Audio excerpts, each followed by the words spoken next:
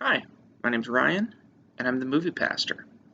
I love to watch movies with my movie pass and then think theologically about them, talk about them, and really take them apart and interpret them as a text the way I've been trained to interpret the various texts contained in the Bible. A couple days ago, I saw the movie Ford versus Ferrari. That's what I'm going to be talking about today. I really enjoyed Ford versus Ferrari. I thought it was a really interesting film, and I was on the edge of my seat most of the time. Great acting by Matt Damon and Christian Bale. And really, at its core, I think Ford versus Ferrari is a film about enterprise.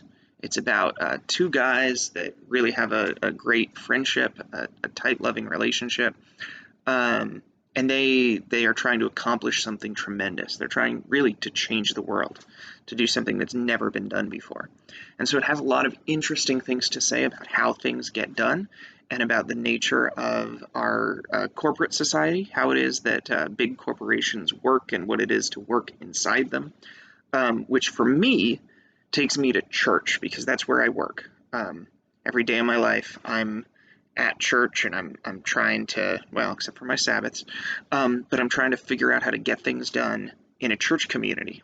Ford versus Ferrari has some things that I think were really insightful to say about that.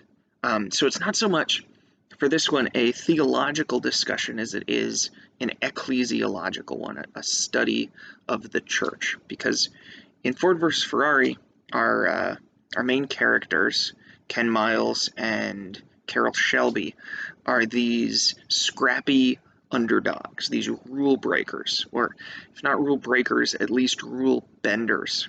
You see Ken early in the film hammering out a trunk so that it has the minimum required luggage space to participate in a race. You know, these are people who are doing things that are not expected in order to cut corners, quite literally. Um, and then they start working for this big corporate entity, Ford Motor Company, the largest car company in the world at that time, to take down what at the time was a small and bankrupt Italian company, Ferrari. And so it's a really ironic thing because the main villain of the story, Bibi, is really on the same side of the race as Ken and Shelby. He just wants to he wants them to be doing things in a corporate way. They want to be doing things together and not just together, but in a successful way. They want to be doing things the way that they work. And man, that'll preach. That's actually a lot of what made me want to do this series, do this channel. As I was watching that movie, and I was like, man, that just feels like me. I'm here working for the Presbyterian Church USA, a very large Protestant denomination, and we've got a particular way of doing things. They talk in the movie about that's the Ford way, you know. But sometimes our way of doing things feels synonymous with the ineffective way of doing things. And often there is another way to do things that is scrappier. And one of the famous lines, even if you've just seen the preview, you've seen the line. We're lighter, we're faster. When that don't work, we're nastier. This old school way of doing things that really goes back to in the church. It goes back to the first apostles, the book of Acts, where there were no churches, there was no ordination. We just shared love with one another. We just had people over to our houses and shared meals and talked about the letters we received from other apostles and worked to try to make the world a better place. But now you need 6 committees to change a light bulb. And what does that look like? And how do we go back and be more like Ken and Shelby to work within large institutions and to appreciate the resources that these large institutions have to offer, but also not miss out on the truth that's always been there about how stuff actually gets done.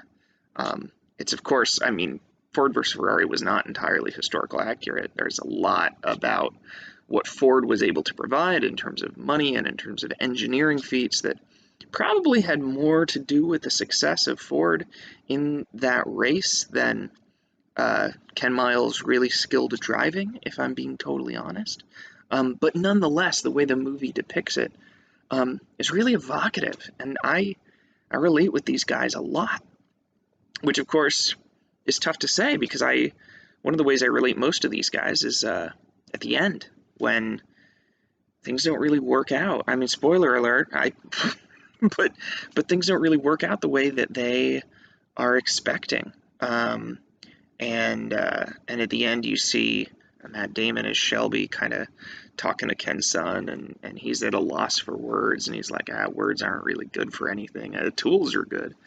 That when you're competing with these things and you're struggling to have integrity, and you want to do things in the way that that works, and you want to change the world. Sometimes you do, but often you do it in a different way than you expect, and it's not always a perfect happy ending. But hopefully you can get a really encouraging epilogue out of it. So those are my theological thoughts on Ford versus Ferrari. If you've got any thoughts about the movie, if you think I'm off base, I hope you'll talk about it in the comments. Thanks. And when in scenes of glory I sing the new